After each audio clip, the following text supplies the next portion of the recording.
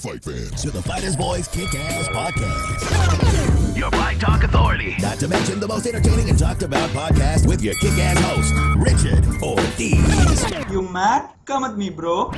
And his loyal kick-ass co-host, Senor Cole ESCOVEDO. Streaming live and worldwide. Coming to you all the way live from a little place somewhere in Cali. The Fighters Boys Kick-Ass Podcast. Ladies and gentlemen, we're live here in Mad Productions Studios. I said studios. It feels good to be back in studio. We got a great show for you today. We're going to continue the all month of women in May. Or did I say that right? The all women in the month of May continues. We're going to continue that. Because, you know, like I said, I wanted to have something special for all the women out there because, honestly, they get overlooked. And I'm talking about their achievement, and they work, if not harder, than the males out there in this boxing and MMA world. So I wanted to give tribute in the month of May.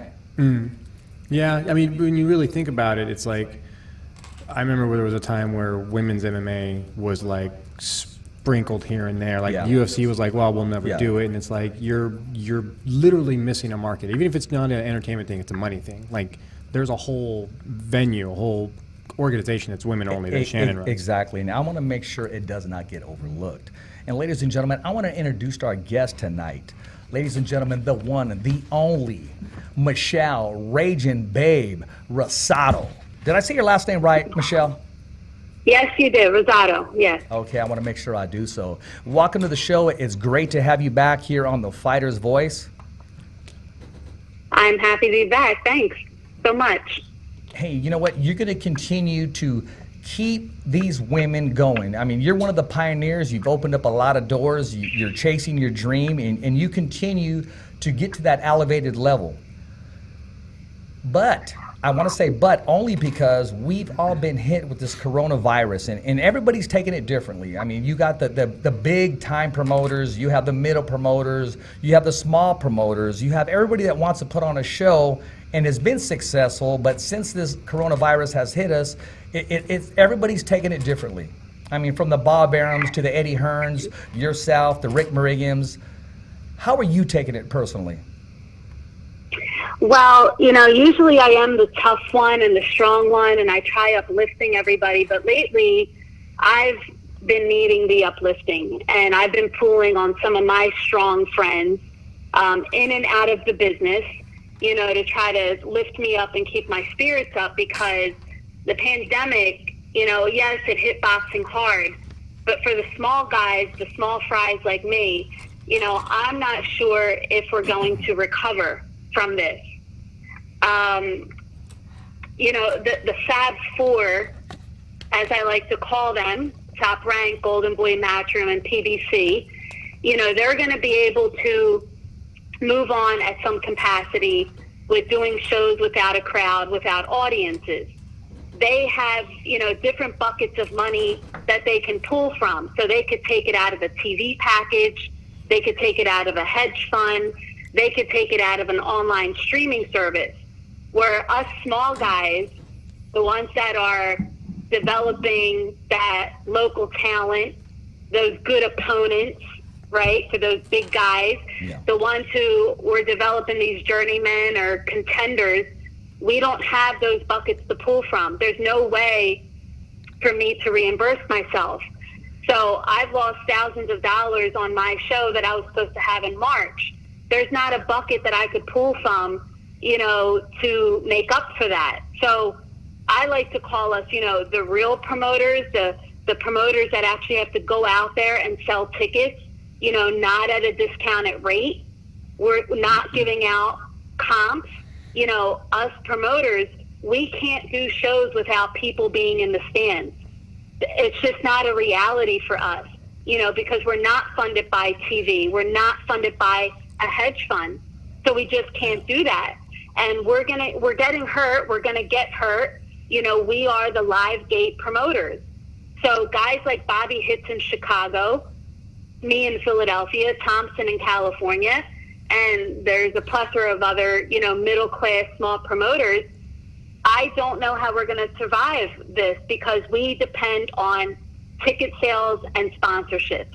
And the big guys, They're going to be able to, get through the next few months with just doing in-studio shows. But unfortunately, we're not going to be able to do that at my level. I know you got a plan. I mean, you're a very successful and strong woman. I know you got a plan B. Will it be reinventing yourself? Will it be maybe assisting those big shows? Michelle, someone like you, they broke the mold because you didn't accept the word no when a lot of people said no, it cannot be done. But yet you're facing your toughest challenge, and I know you're going to be able to accomplish what you need to. And the facts are the facts. Yes, it's going to be very tough. It's tough all over the world. And I'm glad that we're able to give you a platform where you can be heard, because something needs to be done for people like you. When I say people like you, it's because you give a platform where a lot of people forget about the fighters. Just because they're not maybe in the top 10 or at a certain TV level, that doesn't mean they do not exist. Every fighter has a voice, and every fighter helps another fighter. Cole, being that said, and you've heard the concern that Michelle has, and it does make sense. And there's a lot of companies and a lot of promotion people that are in the same boat. Actually, Rico from Red Wave, a shout out to Rico. He's out there. He's going to the city of Fresno. He wants to be heard because right now his company's being shut down. But you're hearing Michelle, who's very ambitious, someone who's been successful, but yet she's facing her greatest challenge. What's your take on this? Sorry. I thought you were asking me. Sorry. Sorry, Michelle. No, it's something you're going to see widespread along all kinds of industries. Even the UFC was feeling it. The unfortunate balancing act that you have is that the UFC they're bankrolled, they have TV deals already, they have established brand, they have established products, so they're just fortunate. One of the only real reasons why Dana White was pushing so hard and they threw that first indoor only, no audience thing in Brazil was because they were like, we don't operate as much off live gate as much as other organizations might, like the Michelle's associated with. Most of the lower guys there. That's a $1 billion company there. Exactly. So they had to push out content. They're like, we got this ESPN deal, we've got the Hulus, we've got the Fight Store, we got all this. We have to put out content. Look, it's Saturday. It's Wednesday. They've got a card tonight, so they're spitting content out as fast as they can right now. So you're probably going to see an event a week right now from the UFC. I'm hearing that. Michelle, I want to ask you this. Have you ever thought about putting your name in the hat of one of these big companies? I mean, your resume speaks for itself. Yeah, and that was just a direction I didn't want to go in. I sacrificed so much. I pretty much sacrificed my entire 30s, to kind of get where I was going. So, yes, there have been promoters that have had conversations with me about joining them full time and being on payroll. And I just worked so hard to have my own brand, to build my own brand, my own reputation, that I wasn't ready to walk away from Ragin' Babe. Even if it meant making more money and having a steady paycheck every 2 weeks and having health benefits, I wasn't ready for that. I wanted to make my own mark in boxing. I wanted to make my own name in boxing. And I felt like I was selling out if I would have done that. Now, in this situation, a part of me is like, man, maybe I should have taken that offer 6 months ago from, whoever. But no, I don't have any regrets. Look, this is a hard pill to swallow. I really felt like this was going to be my breakout year. I had 4 dates lined up in Philly. It was all planned out so strategically, and I'm all about having real fans, real fighters, and real Philly fights.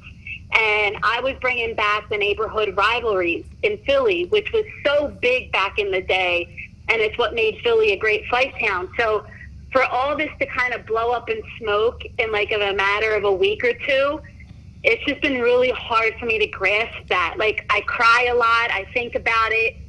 What is my plan B? My plan B, is it go back to engineering?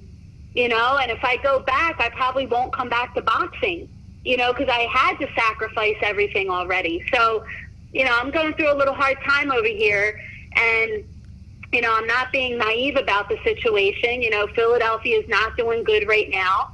They're still in a lockdown situation, in a red phase.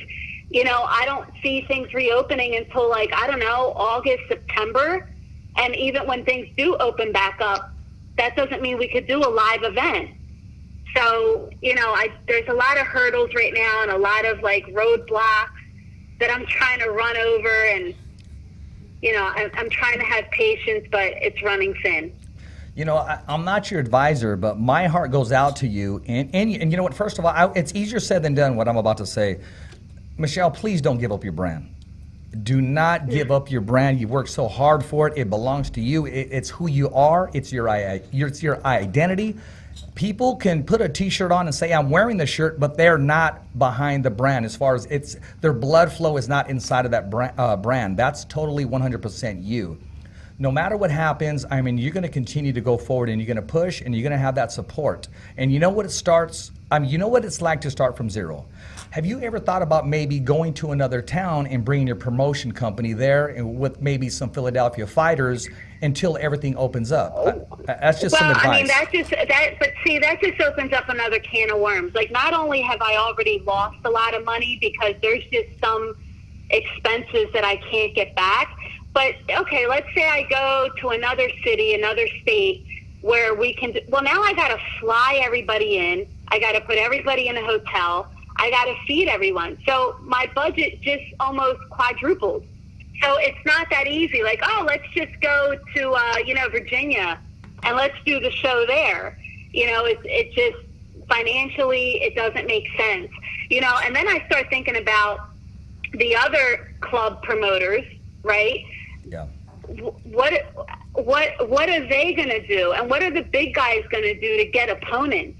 Like, if nobody can do shows at the club circuit level, what's going to happen? Where are they going to get these guys from to fight their top guys? They like to use up the club level fighters. So we can't even build them. We can't even keep them busy, And I've said this a million times, especially in Philly. We have so many club circuit fighters that have become world champions. And that was really where my heart was doing local shows and building these guys to be, the next Jeff Chandler, the next Saad Muhammad, Bernard Hopkins, Jason Sosa, Tevin Farmer, Julian Williams, all these guys who started fighting out on the club level that then became world champions. They needed promoters like me.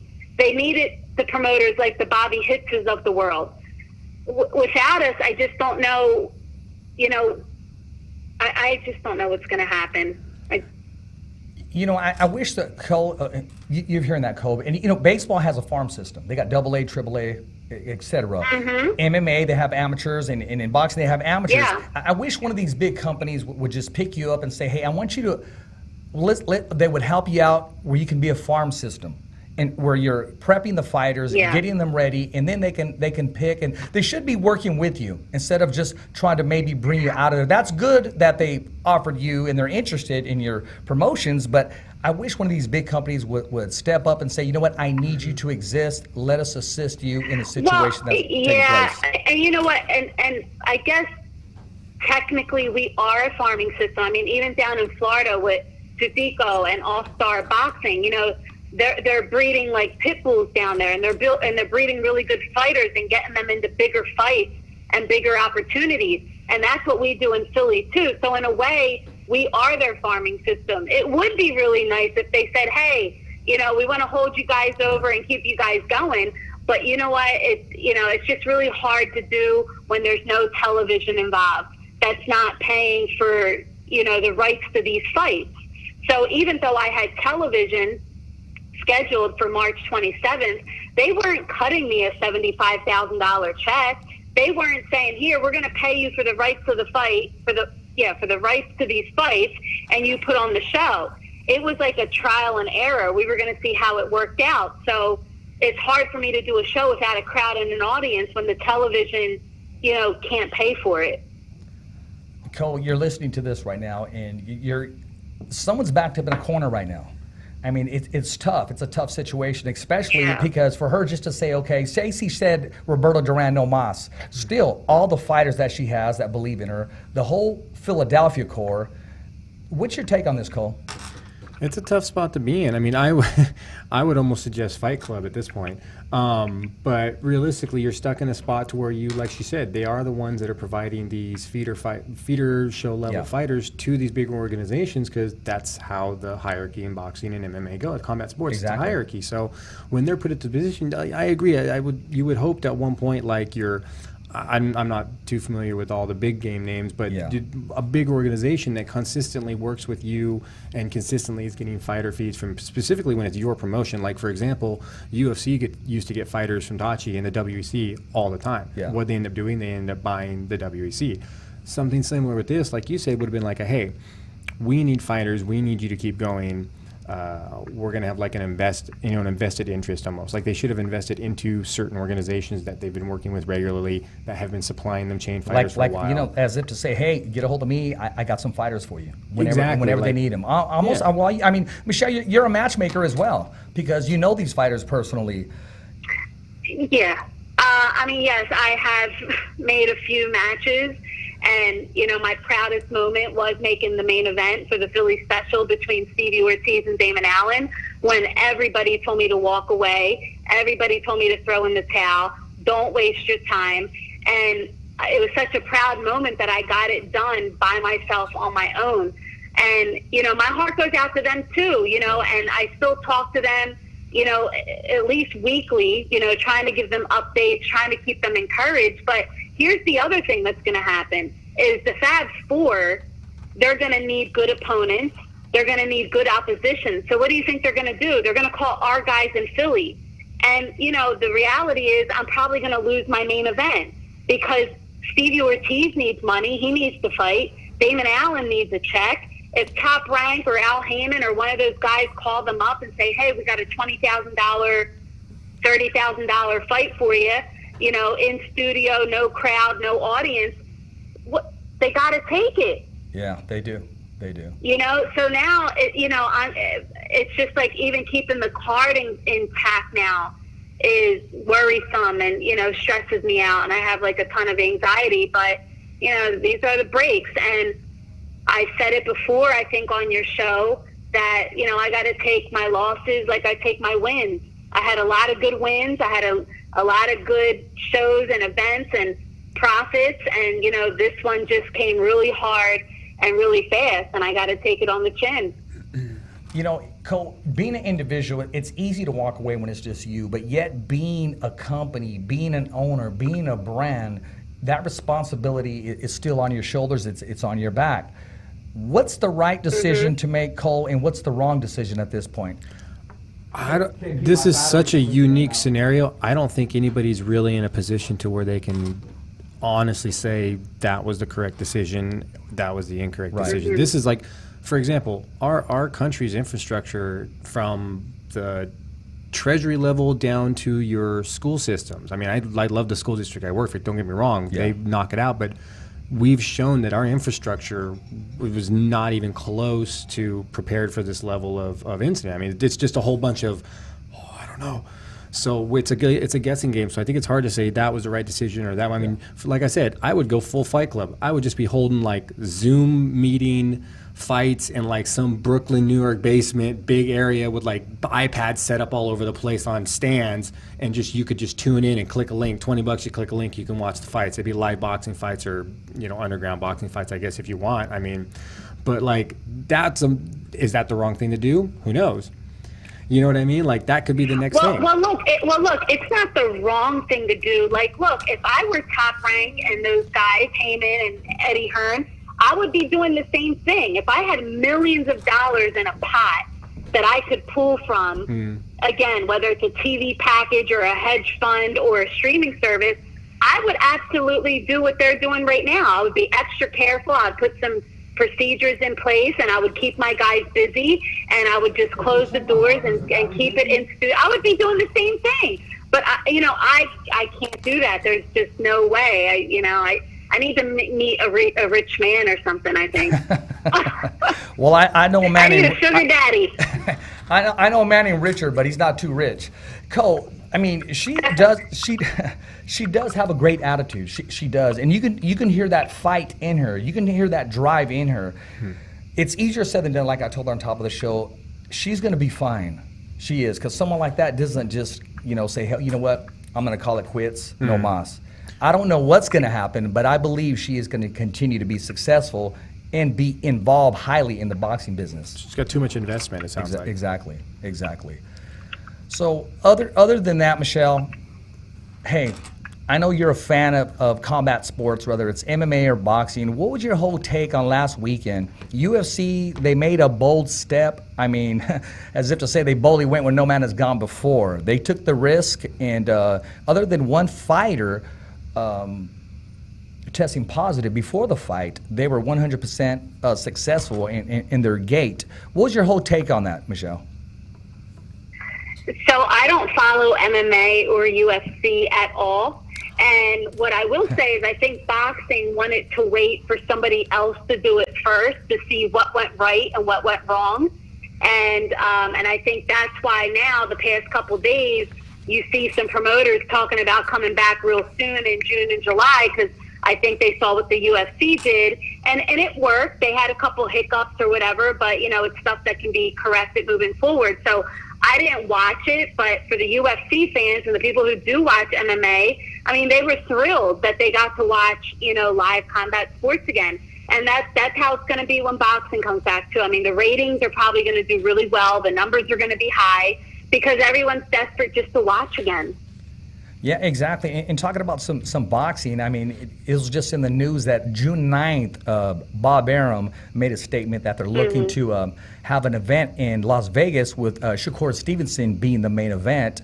Golden Boy has rumored for July 4th with a big name such as Canelo, and I'm hearing, King Ryan is going to be involved. Other than Jacare Souza, being in prayers went out to him and his family. He came back with a positive of the coronavirus. I mean, it was a successful night for the UFC. Not only for the UFC, but everybody involved in combat sports. Yeah, I don't know if I would say as much of it. I wouldn't look at it as much as a successful, like, hey, we had a plan, it worked. I think it was a successful gamble. I think that thing could have gone horribly wrong. They could have said, hey, Jacare tested positive. Day of weigh-ins, they would have been like, crap, we got like 3 other people that tested positive, cards off. You know what I mean? Like, it could have happened that fast. So I think it was a very calculated gamble. Like, they did everything. They did all the math they could and said, what's the best way to approach it? Now let's, all right, roll the dice. Like, we've done as much as we could to prevent, to impose a positive outcome. I think they did a good job. I think they took all the measures. Joe Rogan had some live comments about, why are we doing all this testing and everything and making sure everyone's negative, but yet I can't sit with my other commentators. Like, what was the point of the testing? Right. It's like, what was it? I saw a picture the other day. It was somebody took a Snapchat of military seating. They were all sat apart. Parajumpers were all sat apart. And they're like, this is them seating us 6 feet apart as they prepare to shove us into a big old can tube next to each other. Maybe those were just the conditions that we'll give you the event under these conditions. Michelle, I'm going to put you on the hot seat right now. Say they come to you right now and they said, you know what, Michelle, we're going to fund your next fight, your next venue. What precautions do we need to take? I need you to quarterback this. Are you ready to run with it? How are we going to keep everybody safe? How are we going to make sure the testing is where it needs to be? Lay out the blueprint for Raging Babe Promotions. This is a conversation I've actually had with the venue. Can you hear me? Yes, I can. Okay. This is a conversation I've actually had with the venue and with Greg Serb, the boxing commissioner. And, he's our boxing commissioner. He's all for it. I mean, he's willing to take any measure necessary. So, we talked about, testing everybody beforehand. We talked about limiting the amount of people in the corners, limiting the amount of staff. The venue is going over and above to scrub the venue down. They've installed hand sanitizers every 6 feet. I think they have a hand sanitizer machine. And just being really clean and careful in testing. We've also talked about, giving everybody a mask, when they walk in the door, but making it kind of fun, like a boxing mask of some sort, like anybody who's in there. So, I mean, really, that's all you can do. I mean, unless I'm just being naive, I mean, how much more can you really do than that? I mean, you can't put people in a NASA astronaut outfit. You know, what do you do? All that needed to be said, you said it, is you're more than willing to work your ass off like you did and make sure everybody's satisfied and everybody is secure as best as you can secure them. Because, I mean, you can't prevent people from being people. This is the whole world. And the coronavirus, it's unfortunate that it's hit everybody. But at the end of the day, there's risk in every single thing that we do. Cole, Yeah. Cole, you heard the blueprint. Again, what did you hear in her voice? The fight. She's willing to do the things necessary. She came up with a solution. She's just ready to run with it and make this happen, man. When you hear that drive, you can't just turn that light off. What's your take on this? I mean, that's got to be a stressful scenario too. If you were to have to come up with a game plan for all that stuff. I mean, I'm sure like UFC was probably sitting around going, all we need at this point is a venue, and that's how they said it for a long time. Dana's like, we just need a venue. So I'm sure they've gone over game plans multiple times. But like I said, all you could do is like plan accordingly. I mean, realistically, it's just necessary steps that I think are being over expected this time from people on shoulders like Michelle's, to where they're like, hey, we expect all this stuff, when reality is like, you could probably get away with like half of it and be just as safe. You know what I mean? So the overkill expectation is coming from the fan base, and it's resting on top of the promoter's shoulders, and that makes it like twice as hard to provide them a quality product, because they're asking for measures that hinder you from providing quality product. They'd be like, I want you to make me a super good mimosa, but you can't use any type of orange juice. It's got to be very nothing orange juice. Like, well, how do I make you a mimosa then? I don't know, but I want a mimosa. You got 5 minutes. So there's an over expectation of safety that promoters can provide, but at some time you got to go, look, it's as safe as we can make it. The measures and time and money and spent on everything from there forward could have been spent on giving you quality product.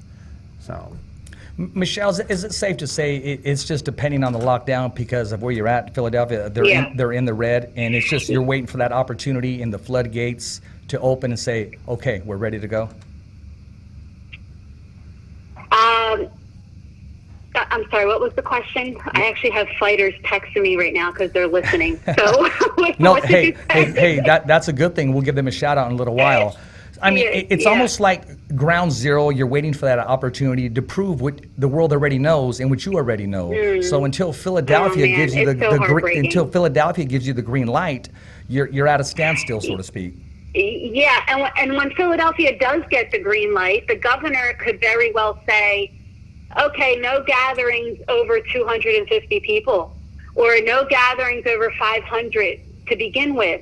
I mean, even when things open back up, can I do a show in a 1,500 seat venue?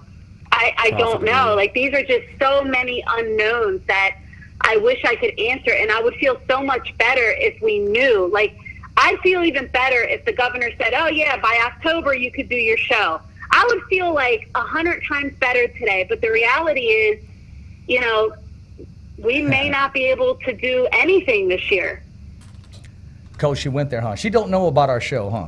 Well, she's going to get that call from the governor in October. Well, I was about to suggest, like, I would always suggest, like, asking one of the promoters that you work with regularly, like, hey, what are your thoughts on us utilizing your stream service that you use for your events for a feeder show? You know what I mean? Like, something. Like, there's got to be a way, because you just need a venue at this point. You need a venue and an ability to bring it to the masses. And if you have a promoter that you work with regularly that has a stream service or a streaming service that they're already utilizing, like UFC did, like that's another thing that puts UFC kind of in the forefront as far as MMA goes, is they own like the majority of content libraries of almost all the smaller AAA league farm level circuit shows. So they can just kind of go, hey, you guys are cleared in your state. Go put on a show. We're going to stream your content. You guys in your state, you got cleared. I mean, look, in a perfect world, what I would love is if, like, Showtime, Showbox, or the Impact Network, you know, paid a fights right fee to me to do the show. And at this point, I don't even care if I break even. I want the fighters to fight. I want them to get a check. I want everybody to see what awesome fights we had matched up. If I break even, I'm going to be happy as a clam. So in a perfect world, if you told me, you know, what would make you happy, if Showbox came to me and said, hey, we're going to do a show behind closed doors, we're going to be able to do it in Philadelphia, here's a check for whatever, 50,000. Can you do the show? Hell yeah, my fighters are going to get paid. They're going to be happy. They're going to be on television. I don't care if I don't make $1, you know, it's just to kind of get over this hump. Yeah. You know what? Honestly, I'm not joking around either. Any way you can get a hold of that governor, we'll put him on the show. We'll ask him. We'll give him the platform.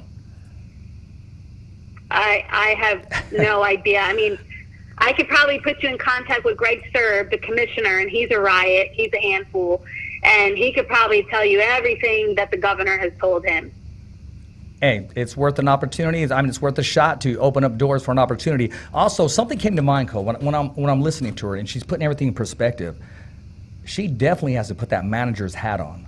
That hat on. Can you imagine the fighter's voice streaming all the way and hitting Philadelphia? Can you imagine that, Michelle? Yeah, she was talking about her phone blowing up. She's probably got fighters throwing all kinds of ideas at her as it is. Like, I'll fight in an underground basement. Yeah. Sign me up. Like, I got iPads and stands right now. Let's put on a card. Like, I mean, people would watch. I mean, realistically, Absolutely. if you had a link set up that said, "Hey, of course they live would watch, boxing," but Oh, yeah. the expenses are the issue. I mean, iPads fall off a truck all the time. I'm just saying. Let's talk about something, Michelle, that's going to make you smile, okay? Okay. All the fighters in the world, you've followed a lot of fighters. You've met a lot of fighters. Tell us, what's the connection with you and Felix Tito Trinidad? Tell us, what's going on? Oh boy, I have a glove affair with Tito. That is my baby. That's my heart. It's funny.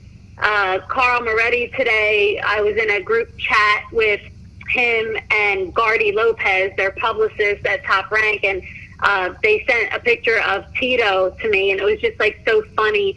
And, you know, just what he meant to the island and to the people. And, you know, I don't know if another Tito will ever come back around in my lifetime, but yeah, it was a special connection. I mean, I cried if he won. I cried if he lost. I was just a mess. Well, I'll just let you know, I did tag him on tonight's show, so maybe he's going to tune in or tune in later, and you never know. So he's listening right now. Tito, if you're listening right now, hey, you and that De La Hoya fight, that was a very good fight. Kind of close on that one right there. So it was a very good fight. Is it De La Hoya? No, it's What are we talking about? Conor McGregor in some boxing fight with I want to say De La Hoya. No. Yeah, exactly. So did you read that?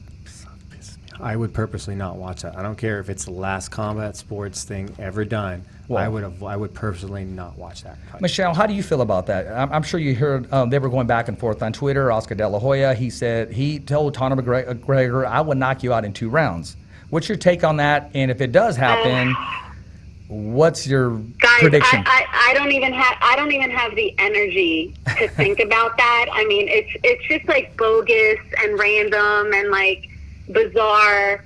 You know, I don't have the energy. And honestly, I've been trying to stay off of social media a little more, just because everything I follow on Twitter and on Instagram is all boxing, like all boxing. So, you know, I haven't been reading as much. I haven't been keeping up at night. Sometimes, like when I'm in bed, I go on Boxing Scene. I'll go on Fight Hype and like Boxing Insider and like try to catch up a little bit. But I don't even have the energy for that. It's not going to happen. Why are we talking about it? I mean, here again, you know, just like the Mike Tyson thing. Everybody sees a video of him hitting the mitts and hitting the body, and oh my God, he's going to make a comeback, and he would destroy Tyson Fury, and he would destroy Deontay Wilder. And it's like, guys, he's still 53 years old. Why are we talking about this? Like, I don't want to see him make a comeback. Yeah, he looks strong, he looked good, but he's still 53.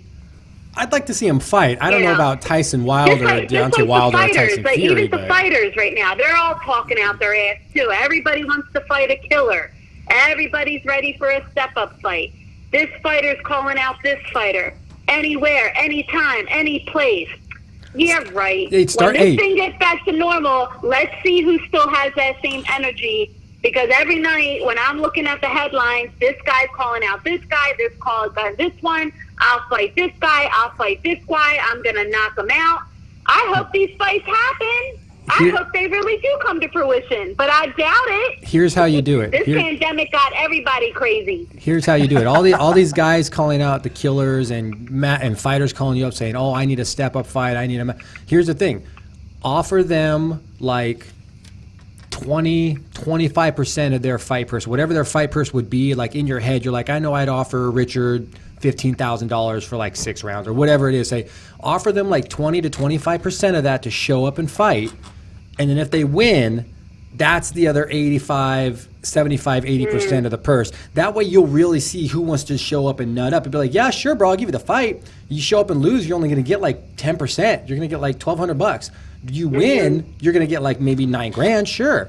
But you better show up and win. That should be the motivating factor there of how bad you want that fight. Here's the thing on this, okay? A lot of these fighters, they don't want that fight to happen. They're just talking shit because they know it's not going to happen. Exactly. But I will tell you one fighter who's not talking shit, and I just had a conversation with him on the phone.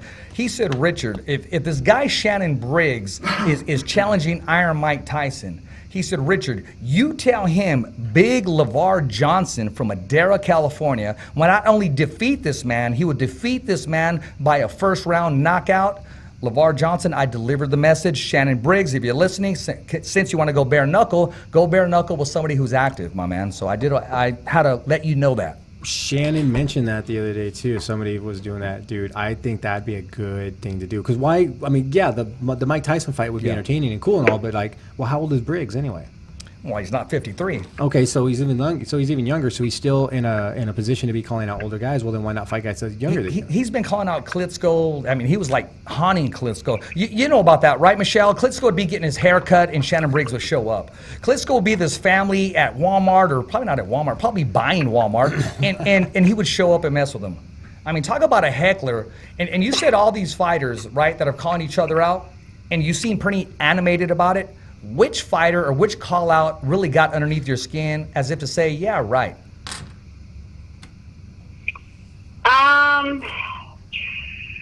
Let me see some of the ones that I've been reading lately. In boxing, right? Yes, ma'am. Well, only because I literally just read this, I think, this morning. I read that Gervonta Davis was saying that he would knock out Lomachenko in like 2 or 3 rounds. And I'm not saying he can't do that, but like, really, we're talking about that? Like, we know that fight ain't happening. It's not happening anytime soon. But that's what we're talking about. So we're going to get everybody excited to actually think that fight's going to happen. So for me, I was like, oh, this is just getting ridiculous. I can't think of any other ones off the top of my head. You're on camera. I think I read a few weeks ago Amir Khan might have been saying that he wants to come back and fight somebody. I don't know who it was, but that one kind of made me roll my eyes too. I can't remember. Well, you know what? They're out there. They're making their predictions and they're making their assumptions. But one of these days, it's going to happen. And that old tale, hey, be careful what you ask for, because you may get your ass kicked and you're going to love it. Yeah. Pretty much. So, okay, again, and I'm not going to shy away from it. I'm not going to say it's a touchy situation right now. I'm going to put the promoter's hat back on. Give us your dream match in Philly, which I think I already know what 2 fighters, and we'll talk about that. And also your dream match. If someone said, Michelle, I'm going to give you the power. I'm going to give you the say-so. Make this fight happen, because we cannot make it happen, but we know you can. So what 2 fighters would you make? What 2 fights would you make happen? Well, as far as a Philly fight, after Ortiz versus Damon Allen, I thought a really good Philly fight would have been Darmani Rock versus Joey Dawejko in Philly. That's the one that I kind of been like thinking about a lot, and I was trying to manifest that to maybe be able to do that this year in Philly. Again, another neighborhood rivalry, Philly versus Philly. I think it would be huge. And it would be a good step-up fight for Darmani Rock. And for Joey Dawejko, it would be, shit or get off the pot at this point. So that was kind of like my dream Philly matchup. And let's see. I would love to see Caleb Plant versus David Benavidez. That's a fight that I really salivate over. And I would love to see them do it in their prime. and really soon. You know, I don't think it needs to marinate. I don't think it needs to be a big pay-per-view. I don't think there needs to be this big tour, you know, but that's the fight I really, really like. Well, let's talk about that fight.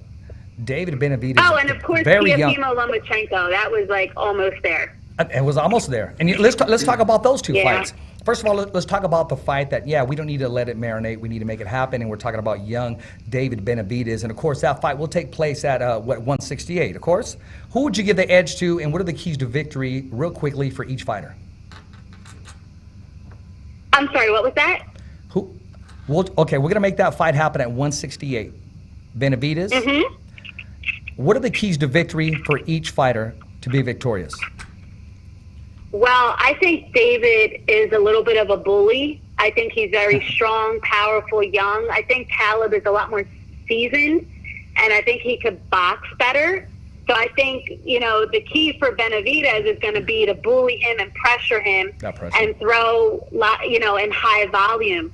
And I think for Plant, you know, he's just going to have to box his ass off. He's going to have to box his ears off and have a higher ring out IQ. And I think, you know, that's going to be the key to each one of them winning. Now, Plant, I mean, he has some pop in him too, but his attributes are his legs. I mean, he can box circles, his balance. He reminds me, his footwork, Michelle, reminds me of a young Terry Norris, just on his toes and moving around, giving you angles. And Benavidez, he is a bully. I can easily watch him move up to light heavy someday. Who, Benavidez? Yes, I can see him moving up to 175s one day. I'm going to agree with you. I mean, he was always a really big kid. Yeah. Even when he was a young kid, I remember meeting him many, many years ago, and he was always like a big, chunky kid. So the fact that he can even get down to 168, that's like a miracle. So, I mean, he'll definitely move up. And he's growing into a man and those things. I'm going to tell you a quick story, and I'm probably going to get an email later on. Aaron Heckman, okay? We're talking about Grizzly Fest. He discovered David Benavidez when he was 200-plus pounds at Wildcard Gym, beating the snot out of these prime fighters. He reached out to a certain promoter and said, you got to sign this kid. You got to get a hold of this kid. Come down here. Long story short, that promoter passed him up. Enough said, the rest is history. Somebody else didn't pass him up, so I just had to throw that in there. So let's talk about Lopez and Lomo. Oh, you know, that's the one I think everybody was looking forward to. And, you know, I think I'll be the first to admit that I didn't think that Top Rank was going to make that fight so fast. But I think Team Lopez really, really pushed for it. I mean, that kid's dad believes in him more than I think he believes in God. So, you know, that's the fight that... I agree with you on that one. I haven't heard that one before. Yeah, so that's the fight, like, that they really, really wanted. And, you know, they didn't want to tune up and yada, yada. And I do wonder, like, you know, is Teofimo ready? You know, is he seasoned enough? Has he seen anything close to that type of style? So, you know, those things, you know, worry me with Teofimo. I would love to see him pull the upset because it would be considered an upset. I don't think it's a 50-50 fight. No.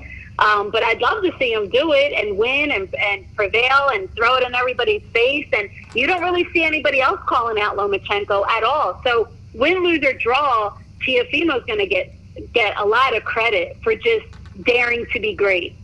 Well, between me and you, I got Teofimo with a knockout victory on that one. But, you know, things can change. Oh, wow. No, absolutely. Okay. Absolutely. You know, guess who convinced me? Teofimo and his dad. They convinced me in Las Vegas.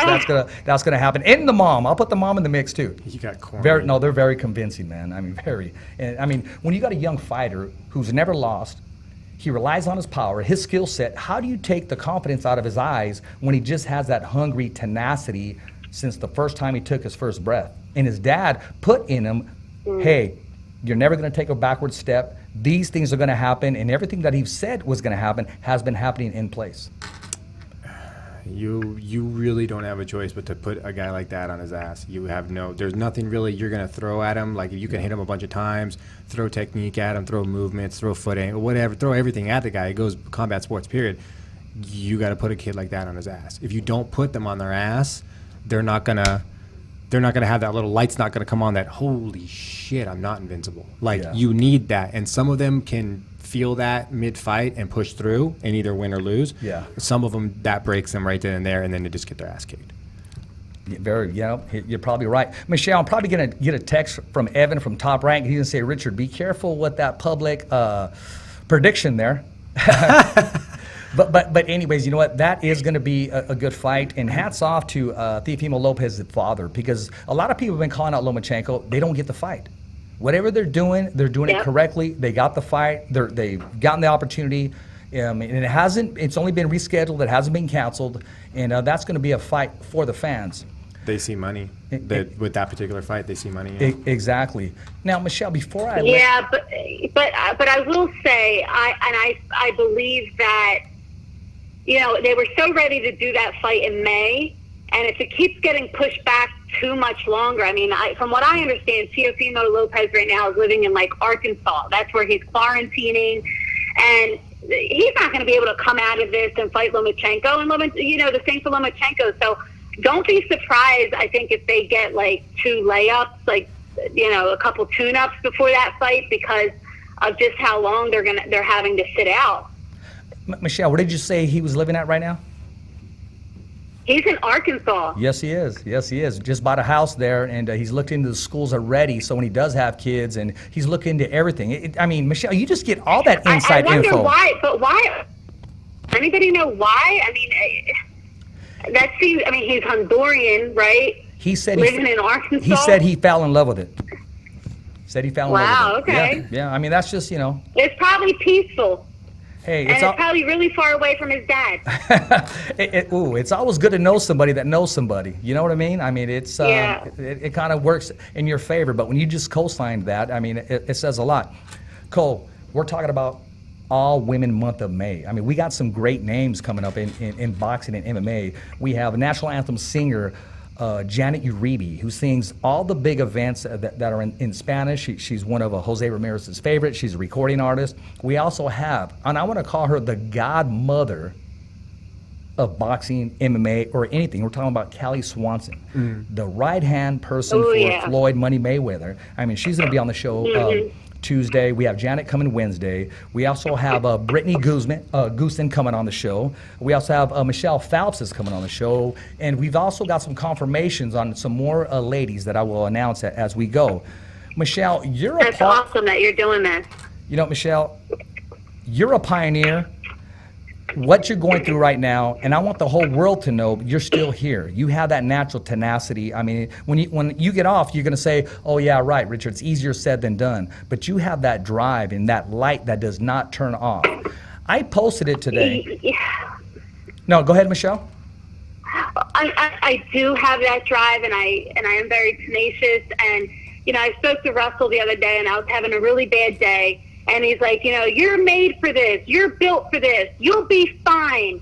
And so I have people saying that to me, but it just doesn't always feel like that. It just, I'm courageous and I'm strong and I'm all these things. But right now, I'm trying to be more realistic. And, the reality has been hitting me like, maybe I'm not stronger than this. You know what I mean? I can't go a whole year just sitting here twiddling my fingers, so it's just really, like I said, it's just a real tough pill to swallow, man. Cole, I'm really smiling right now. She's probably thinking, Richard, you're an asshole. It's because people that come on the show, I'm waiting to hear the new testimony. Because everybody that's come on the show that has been down or that hit a speed bump, I hear their testimony in a few months, and it's completely 100% opposite of that. Little does she know she's about to get blessed, and the floodgates of heaven are about to open. I almost feel let's speak it. I almost feel like I should be one of those guys that looks at the camera and goes, but wait, there's more. Yes, exactly. It is everybody Anthony Ruiz. And Ruiz. Yeah, Ruiz when he came on, and then which reminds me is Joshua fighting Fury? Well, that's what we're going to talk about. Rumor has it that Deontay stepped aside. While right? Yeah, I was getting step aside money, so I don't know how. I love it. I love step aside money. Now listen, guys. I find that hard to believe because Wilder has a lot of pride, and the money that he would make to fight Fury again, it doesn't even matter if he loses. You know, there's no step aside money that's even going to come close to him, I think, being okay with stepping aside. Could they have offered him the same amount? He can make $30 million and lose, and ride off into the sunset or whatever. Or, I mean, what do you think he's going to step aside for? $2 million? Hell no. $10 million? Hell no. So, it's like, I don't know where that's coming from. I don't see that happening. You know what? Somebody said something I posted her that she was coming on the show today, and I'm not sure. I think it was Eric from Dog Promotions, Big Dog. And they said, she's going to be on the show. And I had put on there, she's a badass. And that's exactly what I'm talking about. She knows her shit. She's standing her ground and just has that tenacity, man. She has more balls than most fighters, bro. Well, you have to be a promoter. You have to. You have to. You have to be willing to risk all of it. You have to be willing to go bankrupt, because if you don't, you're not going to have that fire. So, but real quick, what do you? The one thing I'll say is, I'll never ever again take this for granted or take advantage of anything. There were times that I was so busy and so overwhelmed and so stressed and so many things hitting me, and I would just be like, F this business, and I could go and do something else, and I'm tired and I hate this shit. I need a break. I haven't gone on a vacation for 5 years, and now this happened, and I feel terrible that I ever even spoke those words. Like, what I would do today to be overwhelmed, what I would do today to be overworked, and to be dealing with these fighters and these stupid-ass medicals, like what I would do today to, like, not get any sleep. I would give it all up. Like, I would do anything for that again. So, I would never say that again. Like, hopefully things get back to normal. I'll never complain about work again. I mean, I don't care about vacations. I don't care about nothing anymore. So, I won't do that again. I won't take it for granted. So real quick, while we were talking about the perspective is what you would call that, by the way. That's 100% perspective. It's a positive perspective, by the way. You now see how valuable those sleepless nights are versus sleeping in all the time because you got nothing to do. It's horrible. Yeah. This is killing me. I don't know how people do this. Like, I feel like a bum. Right? I kind of got, like, at one point I was like, yeah, this is kind of okay, but then it's like, I kind of want to go to work, like, let's do some things. Yeah. So, but my question for the Fury thing, you said there's no way. So why take a 30 million loss, pass up a fight? Because even if he loses, he gets 30 million, whatever. We're picking hypothetical numbers. Could they have turned around and said, look, we're going to guarantee you 50 million or more on the winner of this fight if you step aside and let them fight? Whoever the winner is, we'll give you 50 million instead of 30 to step aside. That would definitely be a different scenario at that point. Yeah, that changes the game. Would that qualify as like step aside money? You think, like future step aside money? Yeah, I don't know if that's step aside money, but it would be part of the deal. Absolutely. Okay, so that might be, if that scenario you see that being a possibility. Okay, so we got a possibility we could see that Anthony Joshua Fury fight. Okay. I mean, I would like to see it, but I also want to see the rematch. And, that fight, I could see them three sharing the ring together. I mean, somewhere down the line. The only one that hasn't been in that really mix is Anthony Joshua, and he holds the other belts. So I see it. I really see it happening. Yeah. Are you making a smoothie, Michelle? A movie? No, a smoothie. It sounded like you were making a smoothie. Oh, I just rinsed out something. Okay, hey, man, we keep it real here on The Fighter's Voice. Yeah. Anything that we didn't cover, anything that we didn't touch on, right now the platform is yours. The world is going to hear your voice. What's coming next for Raging Babe? Oh, man. What's next for me is trying to stay positive, keep the faith. Try to say positive affirmations, but honestly, it's in God's control. Like, my hands are tied. I don't know what's next. I wish I did. That's the sad part about this. This is what eats me up every single night, is that I don't know what's next. I wish I had an answer. Uncertainty, I don't. yeah. That's a weird feeling, uncertainty. Nobody knows, and that's a weird thing. Like, nobody could even tell you what's going to happen Thursday. Well, you know what? There's no lie in this woman. She's been 100% true. She has been 100% standing her ground. And what you see is what you get. And you know what? Chances are you may like it. Yeah. So, Michelle, you know what? I'm going to let you go. But again, man, I appreciate you taking it. What time is it right now where you're at? It is 7 o'clock, and I'm actually about to go for a run. So that's the one thing that's been kind of helping me through this, is I'm trying to find things that don't involve technology. So, you know, I've been trying to go for walks, go for runs. I've been watching some documentaries. I've been reading books again. You know, just kind of trying to stay off Twitter, trying to stay off Instagram, you know, just trying to do things for me mentally, you know. So I'm about to go out for a run, guys. Hey, well, I appreciate your time. I appreciate you using the platform. And I hope we helped you and brought you serenity during this 45 to 50 minutes, because you unleashed, and I'm glad we got a chance to get inside of Michelle. How do we follow you? Thank you. I don't know how to be fake. I don't know how to cover my emotions that well. I don't know how to fake a personality or anything like that. And, you know, honestly, a lot of people have been asking me to come on their show, to do video stuff and radio stuff. And I'm always hesitant to say yes, because I never know when I'm going to have a bad day. And I just might break out crying, or I might break out and curse everybody out. So it's like, you know, I'm all over the place. But follow me at Raging Babe, Instagram, Twitter, and Facebook at Raging Babe. There you are. Hey, I did submit a request on Facebook, so maybe you'll see it and you say like, okay, I'm good. Yeah, I'll look for it. All right. Hey, I want to thank you again, and we wish you well, and I'll send you the link, and I'll definitely be in contact. You guys. Definitely be in contact, and make sure you contact us when you get that positive testimony, when you get that positive message. Let us know here at the Fighter's Voice, because we're the only voice that matters, and we're just like you, Michelle. We're simply knocking out the competition. Yep. I know that's right. All right, fellas, have a good evening. Thank you so much for letting me vent and talk and share all of this. Hey, totally. You got it. Thumbs up to you. All right, thanks. Bye-bye. Oh, you're welcome. ESCOVEDO. My man, we're talking about somebody that is just, I mean, full of energy, but most of all, full of honesty. Yeah, well, she knows the very real scenario that the industry's facing. And, I mean, there's multiple industries that are facing things like that. Yeah. Like, you got the restaurant industry. You've got the casino industry. Yeah. Like, there's just wicked changes that are going to have to happen. And it's going to be a lot of things that people are going to be like, oh, that's overkill. That's too much. And I would agree to some extent. It's like, because at some point, it's like, well, yeah, we can operate at this capacity, but at that capacity, are we just breaking even? If a business is just breaking even, they're losing money.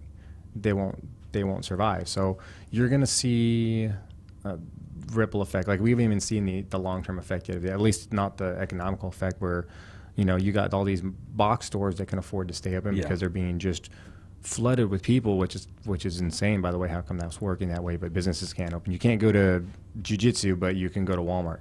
Like, what's up, Angel? Like, fuck that. That's stupid. So you should be able to go. If you can go to Walmart, you should be able to go to the gym. Yeah. You should be able to go train. You should be able to work out. You should be able to go to certain things within reason. Don't go babe shit. Don't go.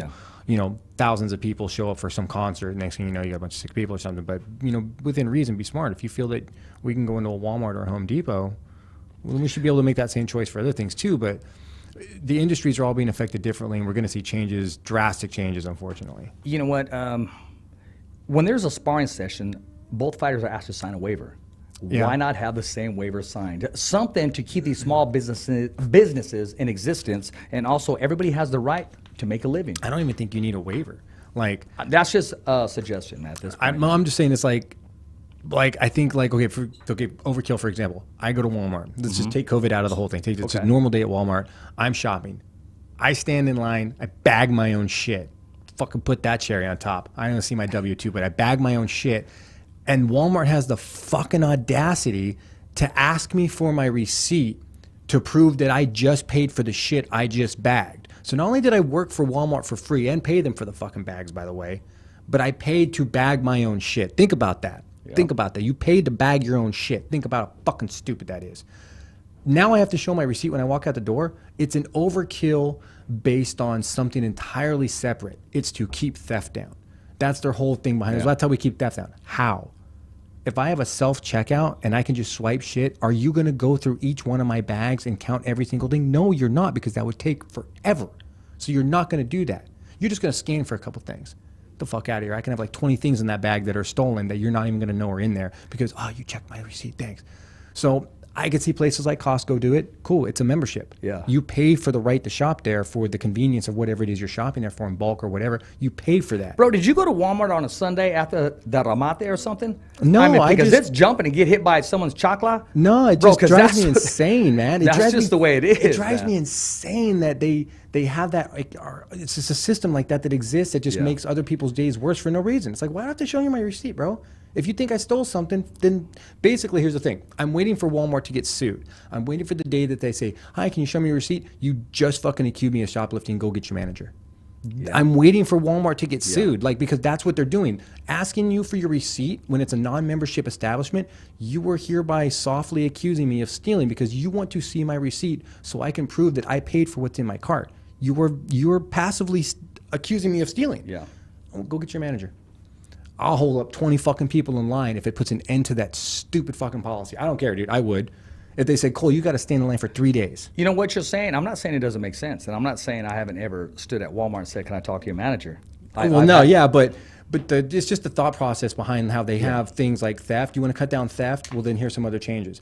Don't punish the other customers for that. So the same concept goes here. If you can let me go to Home Depot and Walmart and Lowe's and shit, why can't I go train jiu-jitsu? What's up, Mikey? Why can't I go train grappling? What's up, Angel? Why can't I go to this gym? What's up, GB3? Why can't I go to these places Red Wave safely? Tattoo. Yeah. Why can't I go get fresh ink? Yeah. What's up, Rudy? Why can't I go get a haircut?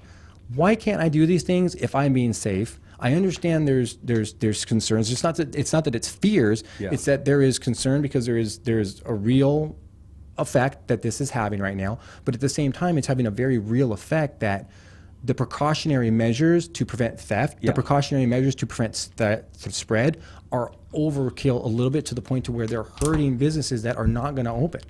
Like your smaller gyms, your smaller mom and pops, not your box stores, they're going to close, they're not going to open. Now the ripple effect of that is that you have all these businesses that's closed, all those jobs are no longer going to be filled. So now you have employees all looking for the same jobs. So the businesses that did survive, that don't already have all those positions filled because they took all these temporary workers to fill all this shit going on, well, there's not going to be any spots.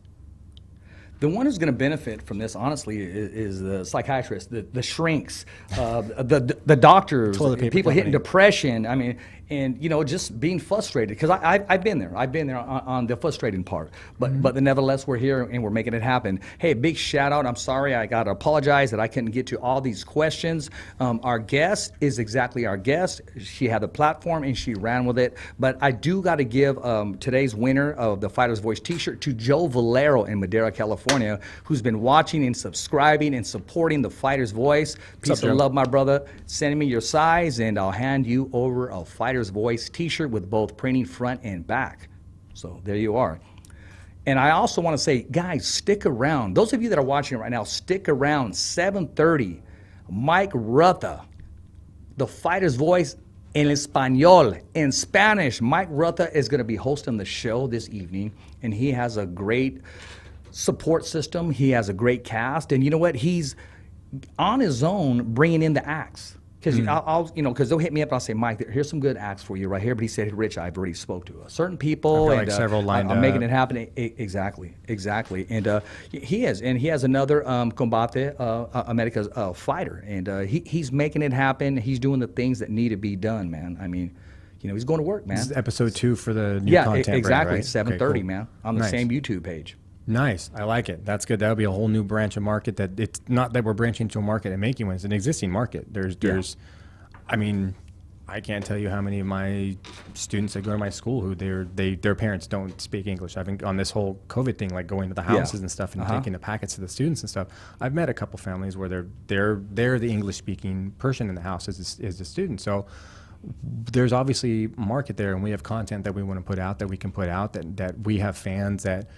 If you have a fan that, like, you see those memes where it's like, oh, I got my buddies when they pro this meme, I want to yah too. Well, the same goes in reverse. Like, you have Hispanic speaking culture fans that all they watch is Telemundo, all they watch is Univision. That's where they get their sports from. That's their culture. That's their sport. So you need to be able to reach them, to give them that I guess, product, that brand, and expose them to it and say, hey, we're here for you as well. You're a fan too. So the beautiful Lucero Acosta is going to be on the show. From the last Fresno card, right? Yes. Yeah. Yes.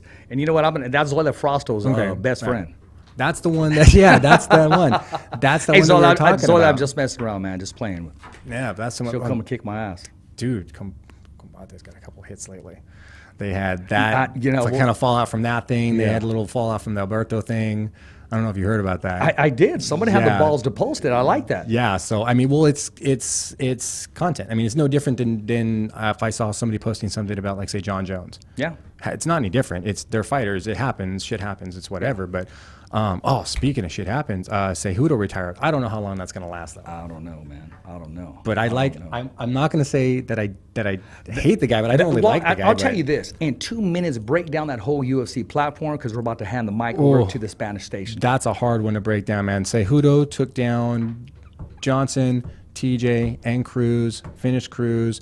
I can't say anything else except for nobody can fault the kid. You don't have to like the way he did it, but he did it and he won. It's not like he won by flukes. It's not like he won by luck. Called out a fighter, called out a boxer. Ryan Garcia called him out. He called him Oscar De La Hoya wannabe. And he said, Dana, let me mount this kid. But he announced his retirement, which I could see him moving on to boxing fights, like super fights at that point. But I just don't think he carries enough brand power to cross over. I think it's MMA or nothing for him. And I think he just saw the writing on the wall. I was like, damn, I think I kind of got lucky and did something nobody thought I was going to do. I'm out. I'm good. It's good to be king. Peaked at the right time. Yeah, no. And then other than that, Gaethje finishing Ferguson, wasn't surprised about that at all. Told everybody that asked me, he's going to finish him. Fucking dude hits too hard, and Ferguson's just too squirrely, wily, and just not that. I think he's given the illusion of being this supreme striker, and he's just Khabib not. Class act with them Twitters, with those letting them know, hey, Ferguson, hey, what happened, and your son's going to be proud of you, and you did a great job in there. Yeah, I mean, that's not like him. I don't even know the reason either. That's almost like a jab to me in my personal. If a guy just lost that I was supposed to fight, I wouldn't hit him and be like, hey, dude, chin up. Because I would tell the other guy, be like, go fuck yourself, dude. You know what? Well, that's so one way of looking at it. Could be. Maybe a lot of other fighters and a lot of other people see it the way you did. But I know watching Gaethje beat Ferguson like that, Khabib got really excited because that's a challenge fight. Like that is probably a fight Khabib saw and goes, yes, I want to fight that guy, number one guy. Yeah, and I'll take him down in the first round. Dude, yeah. Well, he probably would, but at the same time, he would probably do it just to prove a point, and Gaethje would have to counter that and be like, yeah, you're not taking me down. Good luck. I hope you have something else in that toolbox. That at that point, we get to see even more of what Khabib should be capable of. Or if not, we're going to see like a 29-1 Khabib. I'd rather see a 30-0 Khabib, but it is what it is. So I thought that was a good fight. I thought the co-main with Cejudo was a pretty good fight. I didn't get a chance to watch most of the streaming. I was doing like poker stuff, so I was going back and forth, all this stuff. But I think I did pretty good on my picks. I don't think I was off. I think I lost like maybe 2 of the fights that I had on my picks. I'd have to go back and look, but I was pretty spot on. I didn't expect some of it. Some of it was like, I didn't know. I thought it would go the other way. And then it went like the exact opposite. And it's like, well, somebody got knocked out, but that's not who I thought. Hey, but nevertheless, it was good. And you know what? Hey, stay tuned for more of The Fighter's Voice in Espanol with your host, Mike Rutha. And next Tuesday, we have the one and only Callie Swanson on the show. She's going to join us, the PR person of Floyd Money Mayweather. Makes everything happen, works closely with PBC, and is the godmother of boxing, I will say. And also the lovely, the beautiful, the talented Janet Uribe is going to join us Wednesday. And she may just sing on the show. You never know. Hey, as always, it's a wrap here, Fresno, California. Making it happen, Mad Production Studios. Thumbs up for Richie. Okay, fight fans, it's not goodbye, but until next week. Remember. It's always voiceography at its finest. So on behalf of Richard Ortiz, Cole Escovedo, the special guests, and all the crew right here at the Kick-Ass Podcast, saying hasta luego, babies. And always, thanks for listening.